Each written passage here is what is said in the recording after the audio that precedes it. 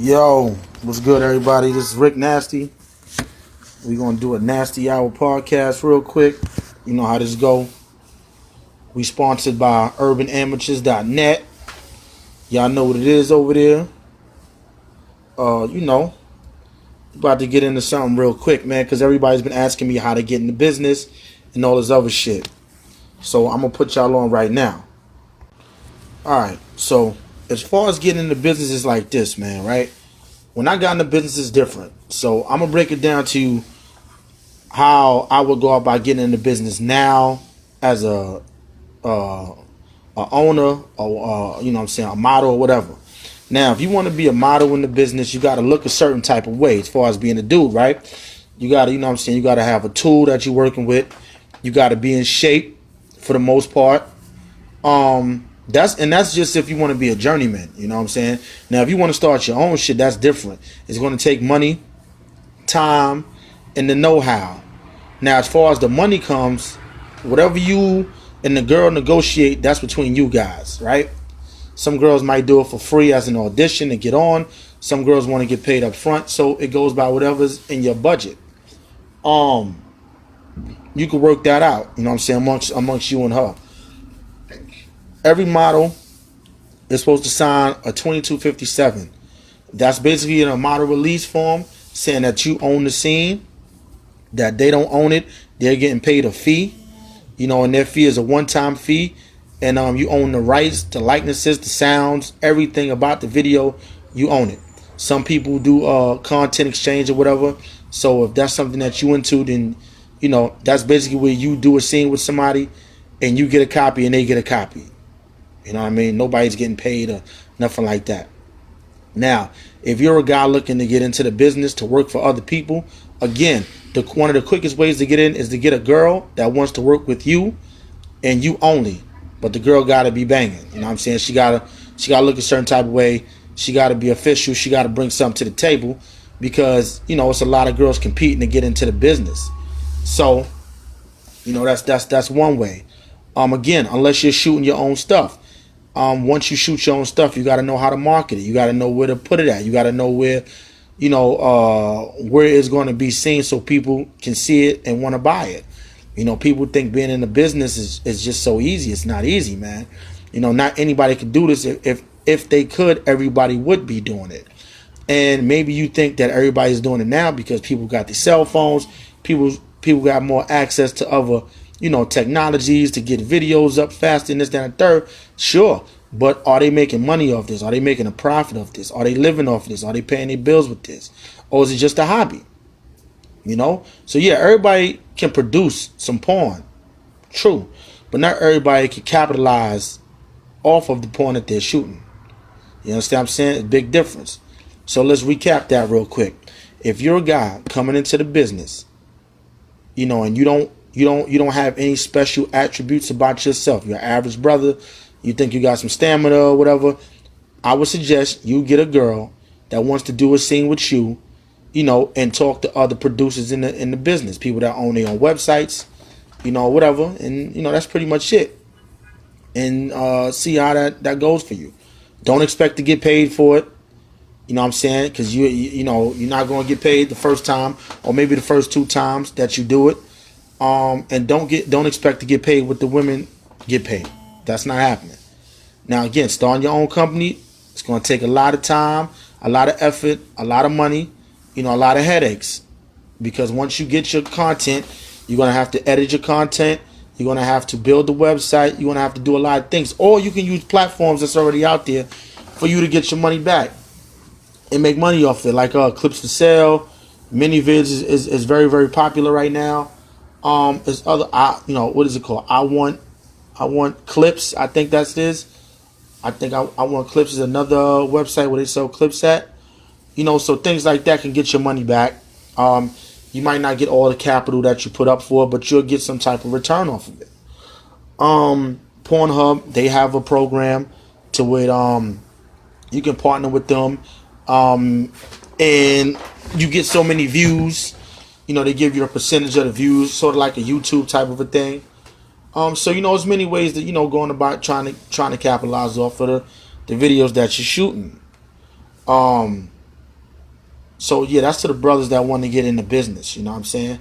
You know, if you want to hear how I got into business, just check out the video. I mean, you know, the podcast I did on how I got into business, because I don't want to recap all that shit right now. Now, as far as getting girls, here's the thing, right? It's different ways of going about to get of getting girls to work with you. Most girls won't work with you unless you have some type of portfolio of other women that you've worked with. So that might hinder you from getting certain models that you want to work with. Some models you can be upfront with, tell them I'm just getting into business, I'm starting out. You know, I want to film you first or whatever, and you know, see if they'll work with you. So you can get up on Twitter. You go on sexyjobs.com. You know, Backpage and pretty much Craigslist is dead. So you have to go to other avenues. You got to get your online presence, you know, felt. Get your Instagram going. Get your Twitter going, because most of the girls are on Twitter or Instagram nowadays, so they're not that hard to contact. Usually they have an email under their profile.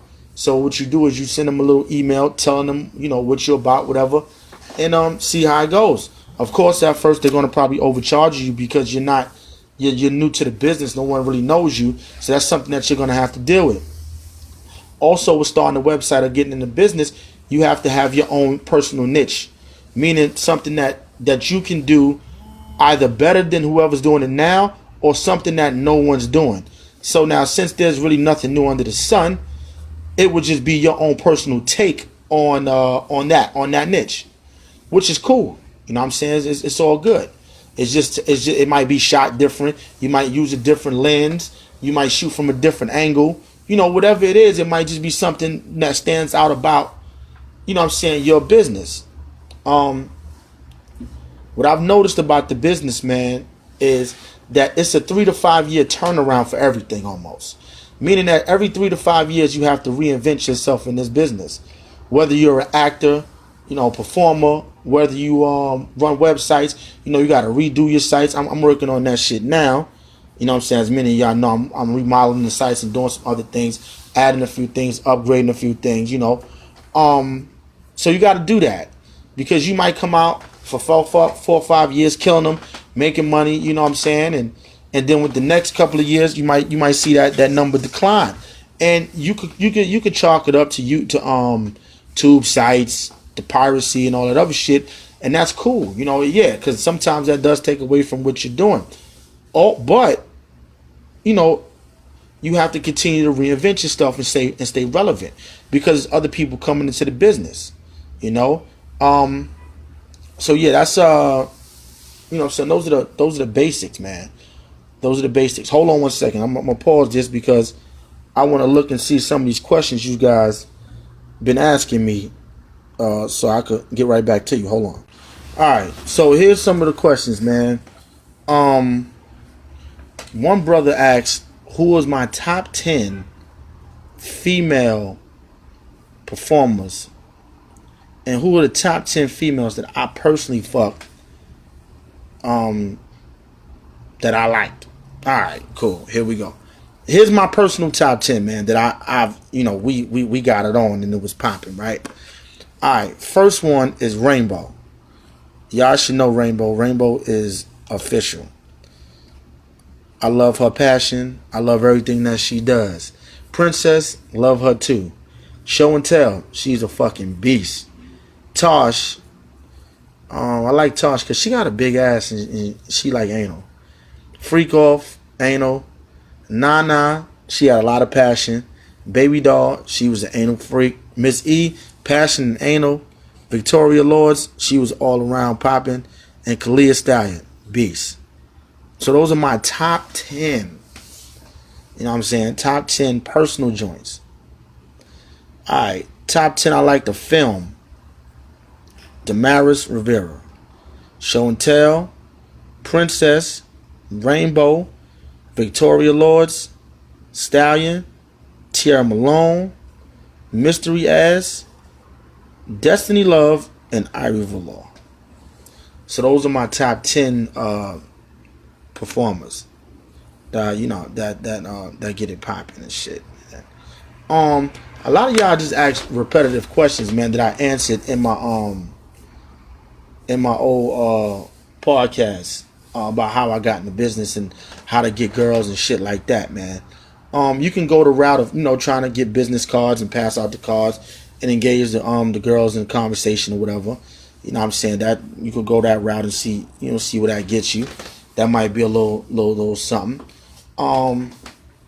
Yeah, man. So I mean, like I told you, it's gonna be a real quick one. It's not gonna be all long and drawn the fuck out. Just real quick on, what I'm saying, certain things about getting into business real quick. This is part 1. We'll get part 2. We'll talk about corporations and all that good shit there, and branding and all that stuff there. You guys got any any questions or whatever, hit me back. Let me know what's up. Like I told you, it's gonna be a real short one, man. I ain't got all day to be sitting here doing all this shit. I gotta go out. I gotta play my lotto. Got shit to do. Buy some scratch off. Come back and work on the rest of this shit I'm working on for the sites, man. Yo, thanks for listening, man. Make sure y'all hit subscribe so y'all know when shit is being uploaded. I'm about to upload that show and tell full interview in a few, so stay tuned. It's really popping. She talks about a lot in that interview. You know what I'm saying? What she's trying to do in the business, all kind of shit. You know what I'm saying? So, also be on the lookout for Urban Amateurs Magazine, the online magazine I got coming. Y'all got a few things coming for y'all, man. So y'all be on the lookout. We not going nowhere. We still got this thing rolling. You know what I'm saying? Shit's still popping. You know what I'm saying? But sometimes you got to sit back and plot and plan and then come out, when whatever you've been working on. You can't always just throw it out there all the time, man.